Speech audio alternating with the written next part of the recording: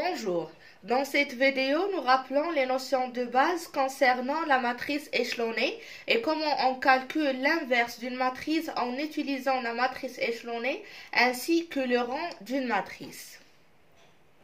Par définition, on dit qu'une matrice est échelonnée si le nombre de zéros au début de chaque ligne est strictement croissant quand on passe d'une ligne à la suivante. C'est-à-dire que le nombre des zéros augmente en passant d'une ligne à la suivante. On prend des exemples. On prend comme exemple cette matrice. On remarque que dans la première ligne, on a un seul zéro. Dans la deuxième ligne, on a 3. Dans la troisième, on a 4. Dans la quatrième, on a 5.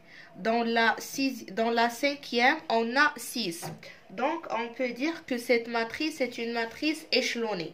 Autrement dit, le nombre de zéros au début de chaque ligne, voilà ici C1, est strictement croissant quand on passe à la ligne suivante. C'est-à-dire, lorsque je passe à la deuxième ligne, je trouve que le nombre des zéros ici est strictement croissant par rapport à la ligne précédente. Donc, ici 3 supérieur strictement à 1. Et ici 4, c'est supérieur strictement à 3. Et ainsi de suite. On prend un deuxième exemple. Cette matrice, aussi dans cette matrice, on remarque que dans la première ligne, on a un seul zéro.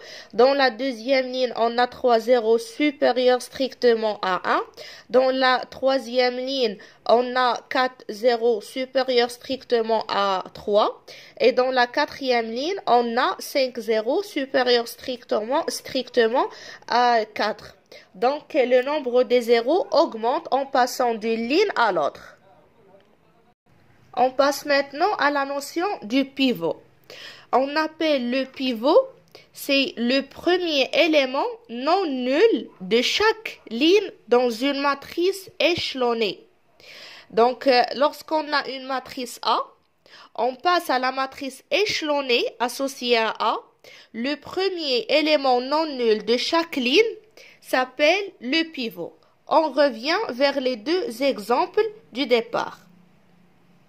Donc, voilà les deux exemples. On cherche à trouver les pivots. Donc, c'est le premier élément non nul de chaque ligne d'une matrice échelonnée. Voilà la matrice échelonnée. Je cherche le premier élément non nul de chaque ligne. Pour la première ligne, le premier élément non nul, c'est 1. Donc, voilà le premier pivot. Pour la deuxième ligne, le premier élément non nul, c'est 1. Pour la troisième ligne, c'est 1. Pour la quatrième ligne, c'est 1. Voilà les pivots de cette matrice échelonnée. Je passe maintenant pour cette matrice. Le premier élément non nul, c'est 1. Ici, le premier élément non nul, c'est 2. Et ici, le premier élément non nul, c'est 4. Donc, voilà les trois pivots de cette matrice échelonnée. Maintenant, nous verrons dans quelle situation on parle d'une matrice échelonnée réduite. Alors, une matrice échelonnée réduite est la matrice échelonnée dont les pivots valent 1 et les autres coefficients dans les colonnes des pivots sont nuls. C'est-à-dire, si on revient à ces exemples, alors il faut que les pivots valent 1. Par exemple, ici, dans les pivots, on n'a que les 1. Mais il faut que les autres coefficients dans les colonnes des pivots sont nuls. C'est-à-dire, par exemple, ici, c'est bon. On a 1 et les autres coefficients de la colonne sont nuls. Ici, on a 1, les trois coefficients sont nuls, mais ici, 2 différents de 0. Donc, cette matrice est une matrice échelonnée, mais n'est pas réduite. D'accord? Pour qu'elle soit réduite, il faut ici avoir aussi 0. Et de même, ici, on a 1 comme pivot, et il faut à la place de 9 et 4 avoir des 0. Ici, on a 1 comme pivot, mais il faut avoir 6, à la place de 6, 2, 8, des 0. Pour parler d'une matrice échelonnée réduite. Maintenant, qu'est-ce que ça veut dire faire une opération élémentaire sur les lignes d'une matrice? Lorsqu'on désire de faire une opération élémentaire sur les lignes d'une matrice, ça consiste à soit permuter deux lignes, ou bien multiplier une ligne par une constante non nulle, ou ajouter à une ligne un multiple d'une autre ligne. Comme on peut faire deux choses ou bien les trois choses, ça dépend de la matrice. Donc, on prend un exemple de chaque situation. Je prends comme exemple cette matrice 1, 2, 3, 4, 5, 6, 7, 8 et 9. Alors, comme exemple de permutation de deux lignes, par exemple, ici, je peux garder la première ligne, 1, 2, 3, mais je fais une permutation entre la deuxième et la troisième ligne. C'est-à-dire que, à la place de la deuxième ligne, je remplace par la troisième ligne. Et à la place de la troisième ligne, je la remplace par la deuxième ligne. Donc, ici, j'obtiens 7, 8, 9, et ici, 4, 5, 6. C'est ça la permutation entre deux lignes. On passe maintenant par exemple, la multiplication d'une ligne par une constante non nulle. Donc, j'écris 2. La deuxième situation. Par exemple, je garde la première ligne, 1, 2, 3. Je garde la deuxième ligne, c'est 4, 5, 6. Et par exemple, pour la troisième ligne, je la multiplie par 2. Donc, j'obtiens, ici, voilà la matrice, j'obtiens 14. Et ici, j'obtiens, par exemple, 16 si je multiplie par 2. Et pour troisième, j'obtiens 18. Donc, à la place de la ligne 3, qu'est-ce que j'ai fait? J'ai fait 2 fois la ligne 3.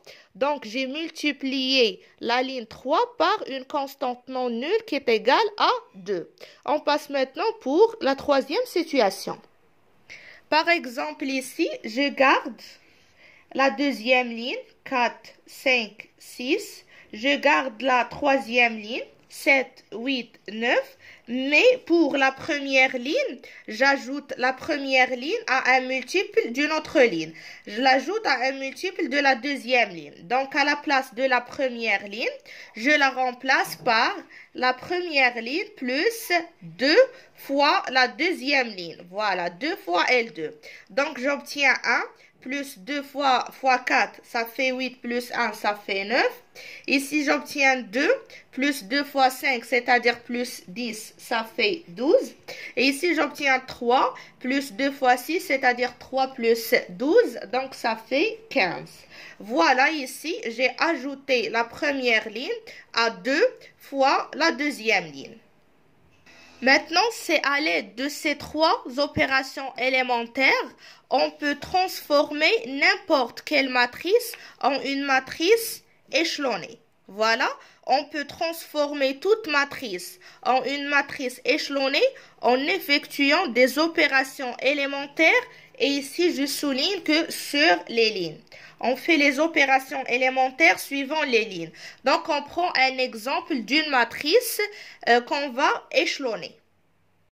On prend comme exemple cette matrice A. Alors, échelonnons la matrice A. Ça veut dire déjà, dans cette deuxième ligne, on a un 0. Alors, on cherche à trouver ici deux zéros. Échelonnant une matrice A, c'est pas nécessairement la réécrire sous la forme de la matrice d'identité. Ici, on cherche tout simplement de faire apparaître les zéros de telle sorte que à chaque fois qu'on passe d'une ligne à l'autre, le nombre des zéros augmente. Alors, on commence. On a déjà, je garde la première ligne parce que c'est bon, 1, moins 2, 1. Pour la deuxième ligne, on a déjà un 0, donc c'est bon, 0, 2, moins 8. Ici, je dois apparaître un 0. Alors, pour ainsi faire, qu'est-ce qu'on doit faire? On doit faire moins 4 plus 4 fois 1. Donc, à la place de la ligne numéro 3, on doit faire la ligne numéro 3 plus 4 fois la ligne numéro 1. D'accord? Donc, on aura moins 4 plus 4, ça fait 0. Ici, c'est 5 plus 4 fois 2, ça fait, fois moins 2, ça fait moins 8, donc c'est moins 3. Et ici, c'est 6 plus 4, donc ça fait 10. Voilà, on a utilisé une opération élémentaire pour trouver le 0 ici. Maintenant, on passe pour trouver à la place de moins 3, 0. Donc, je garde la première ligne de moins 2, 1. On garde la deuxième ligne 0, 2, moins 8 et on passe à la troisième ligne. Ici, qu'est-ce qu'on doit faire? On doit faire la ligne 3 plus 3 sur 2, la ligne 2. C'est-à-dire, on fait moins 3 plus 2 fois 3 sur 2 pour obtenir 0. Donc, la ligne 3, je vais la remplacer par la ligne 3 plus 3 sur 2, la ligne 2. Donc ici, c'est 0. Ici, moins 3 plus 3 fois 3 sur 2, ça fait 0. Et ici, c'est 10 plus 3 sur 2 fois moins 8, ça fait moins 2. Donc voilà la matrice échelonnée. Cette matrice, c'est la matrice échelonnée associée à la matrice A. Les pivots de cette matrice sont premier coefficient non nul, le premier coefficient non nul, le premier coefficient non nul suivant les lignes, bien sûr.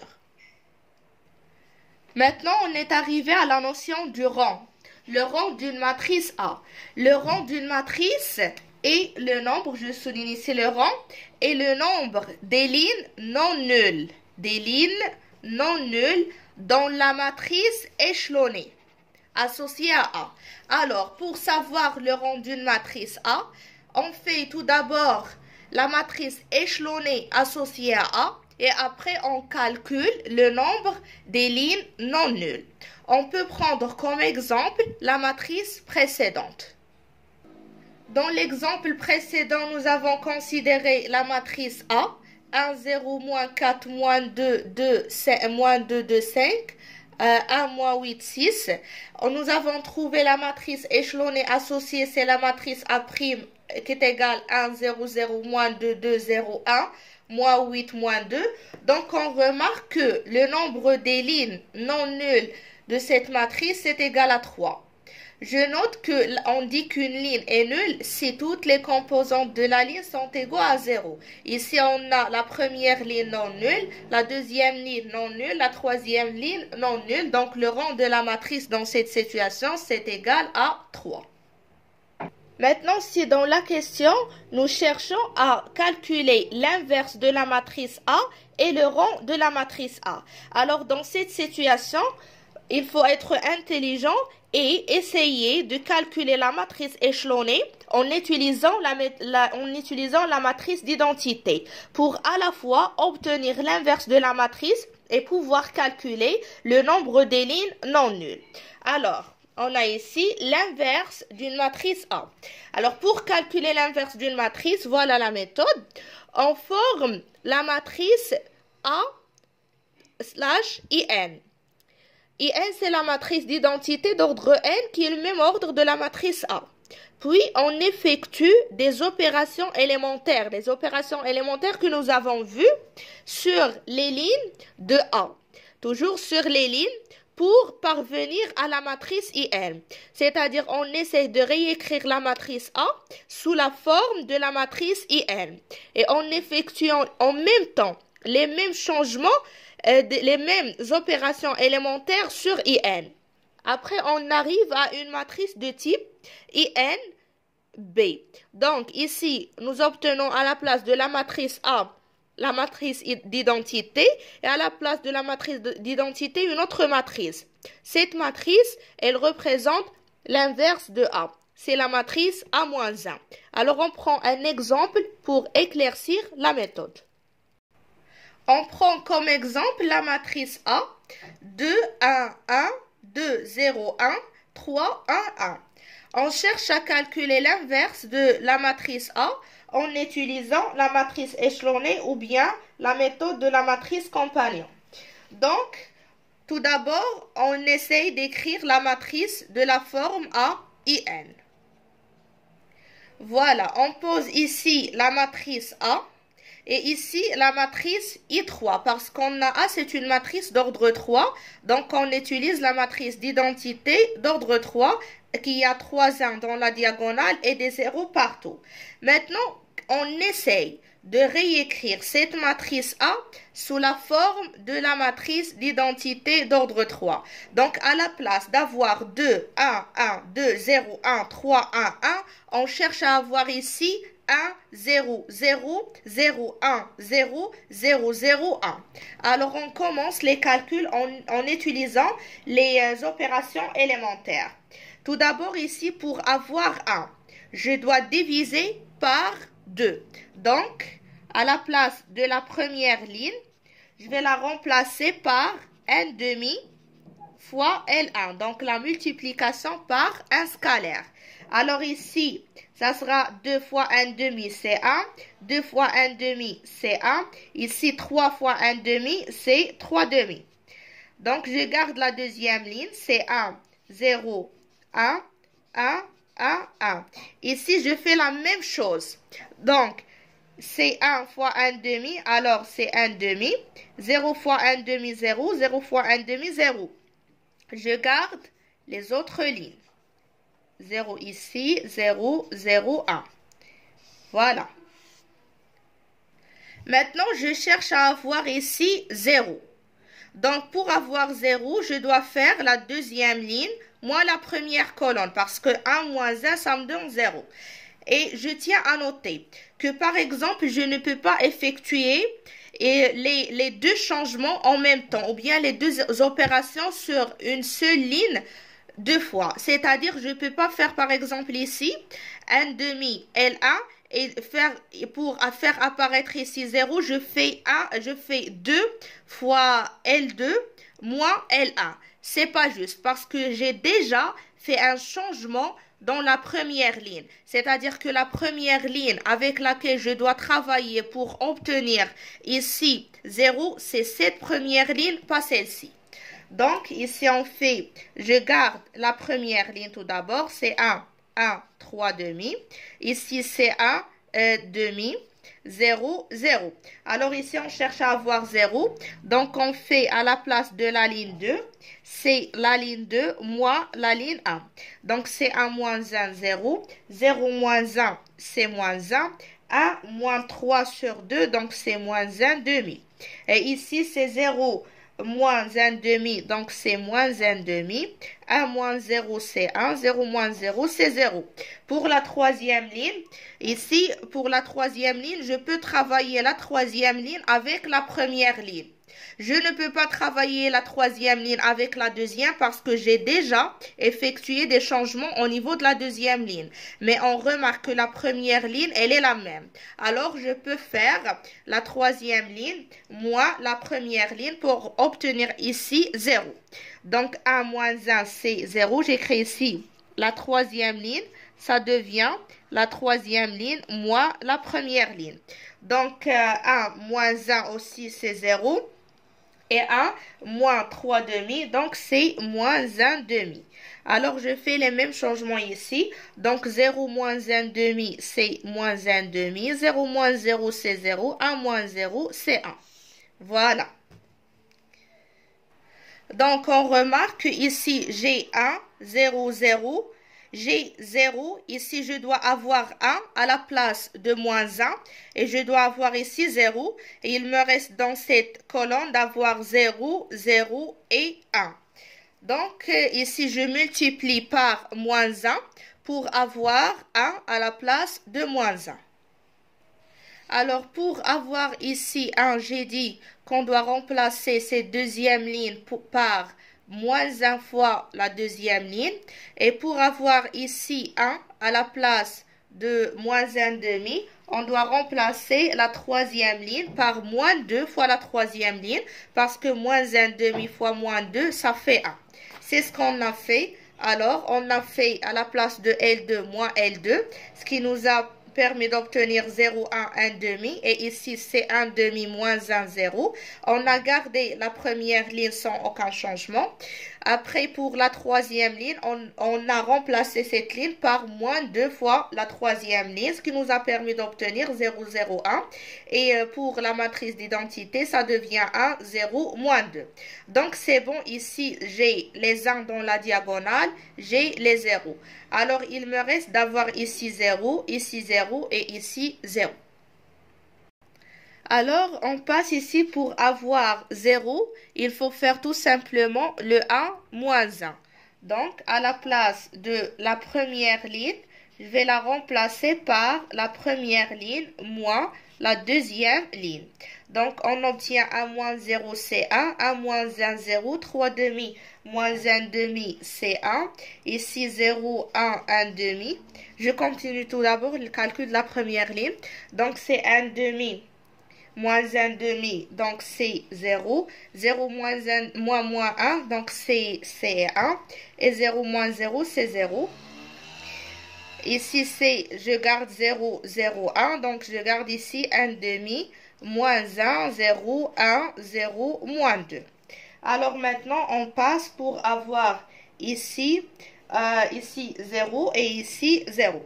Donc, pour ainsi faire, il faut faire la première ligne moins la troisième ligne, c'est-à-dire 1 moins 1.